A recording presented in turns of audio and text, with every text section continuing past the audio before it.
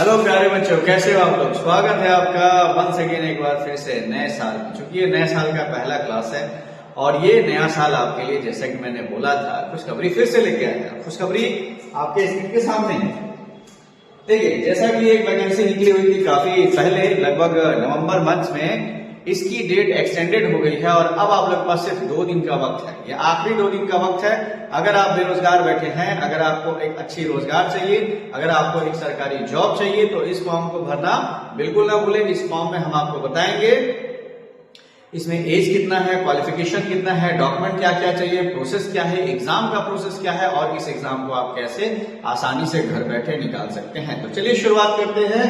जैसा कि ये फॉर्म है आपके स्क्रीन के सामने दिखाई दे रहा है, ये जो फॉर्म है ये आपका बिहार विधान परिषद की वैकेंसी है, जिसकी डेट अभी हाल फिलहाल में हमारी बढ़ चुकी है। तो ये आप लोगों के लिए आखिरी मौका है, ठीक है।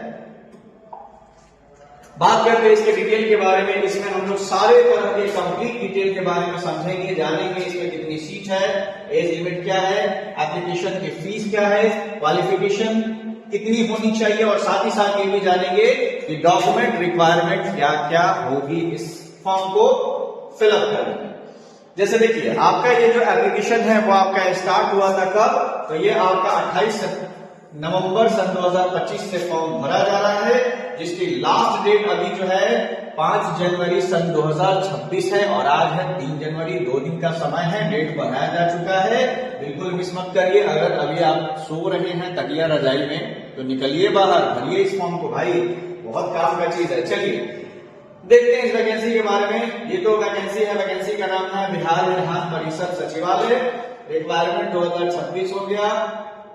एप्लीकेशन आप कैसे भर सकते हैं, तो इसके लिए आपको ऑनलाइन अप्लाई करना पड़ेगा। लोकेशन जॉब का आपका बिहार होगा और वेबसाइट आपकी ये वाली यहाँ पे वेबसाइट मेंशन है, आप इस वेबसाइट को नोट करिए और इससे फॉर्म फिलअप कर सकते हैं। मोबाइल से भी कर सकते हैं, टेंशन की कोई बात नहीं है। बात करते हैं यहाँ पे सीट की, तो टोटल 64 सीट है। लेकिन आप इससे टेंशन मत लीजिएगा। आप लोग सोचिएगा 64 सीट है यार, क्या होगा। आपको चाहिए कितना, एक ही ना, तो यहाँ तो फिर भी 64 है। कम से कम पहले आप लोग फॉर्म भरिए, एग्जाम तो अटेम्प्ट करिए, उसके बाद आप लोग बाद में टेंशन लीजिएगा कि होगा या नहीं होगा, वो आपके हाथ का नहीं है। कर्म किए जा, फल की चिंता ना कर भाई। चलिए सीट की बात करें तो पीए यानी पर्सनल असिस्टेंट की जो है वो टोटल सीट है कितना, 7। स्टेनोग्राफर इसकी सीट है टोटल 12। डाटा एंट्री ऑपरेटर इसकी सीट है 35 और एलडीसी लोअर डिविजनल कलर की सीट है 10।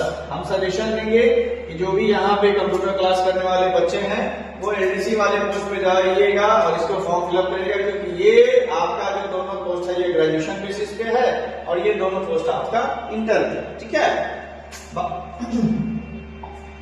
बात करते हैं इसमें एज लिमिट की, तो पर्सनल असिस्टेंट और स्टेनोग्राफर के लिए मिनिमम आपकी उम्र होनी चाहिए 21 साल। बट डाटा एंट्री ऑपरेटर और एलडीसी के लिए आपका उम्र मिनिमम होना चाहिए 18 साल और मैक्सिमम एज लिमिट है जो जनरल कैटेगरी में मेल पर्सन के लिए है, वो लोग 37 साल तक के जो भी सज्जन होंगे वो फॉर्म को भर सकते हैं। अगर फीमेल कैंडिडेट है तो वो 40 साल तक इस फॉर्म को फिलअप कर सकती है। एसटी एससी के लिए कुछ विशेष छूट दिया जाता है, ये लोग अपना 42 साल की उम्र तक इस फॉर्म को फिलअप कर सकते हैं।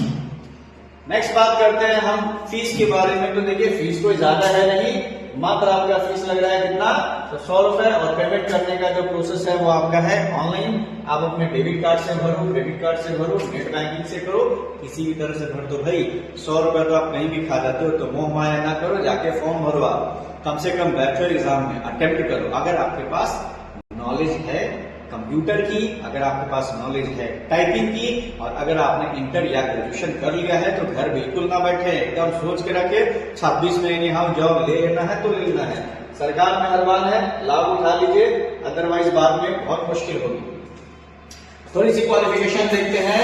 पर्सनल असिस्टेंट का जो पोस्ट है पीए का, उसके लिए मिनिमम क्वालिफिकेशन आपको चाहिए ग्रेजुएशन। इसके अलावा शॉर्ट हैंड का भी नॉलेज है, हिंदी में शॉर्ट हैंड की स्पीड 100 वर्ड पर मिनट होनी चाहिए।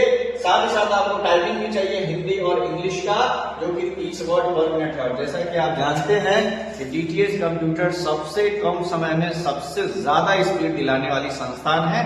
काफी सारे लोग इस बात को जानते हो। तो अगर टाइपिंग है तो टेंशन न लीजिए, दौड़ कर आ जाइए, डीटीएच फटाफट सिखा देंगे, ठीक है। स्टेनोग्राफर के लिए ग्रेजुएशन होना चाहिए, शॉर्ट हैंड 80 वर्ड पर मिनट की स्पीड होनी चाहिए और टाइपिंग चाहिए 30 वर्ड पर मिनट। तो भाई शॉर्ट हैंड तो कम समय में सिखा पाना पॉसिबल नहीं है, थोड़ा टाइम लगता है, टफ होता है। तो आप लोग इस पोस्ट पे चले जाओ, डाटा एंट्री ऑपरेटर का। डाटा एंट्री ऑपरेटर के लिए आपको मिनिमम 10+2 होना चाहिए और टाइपिंग स्पीड लगभग आपका 8000 की पर आवर होना चाहिए। आपको अगर इसका मतलब समझ में नहीं आता तो मैं बता देता हूं कि 8000 की पर मिनट का मतलब है लगभग आपकी स्पीड 27 वर्ड पर मिनट की होनी चाहिए।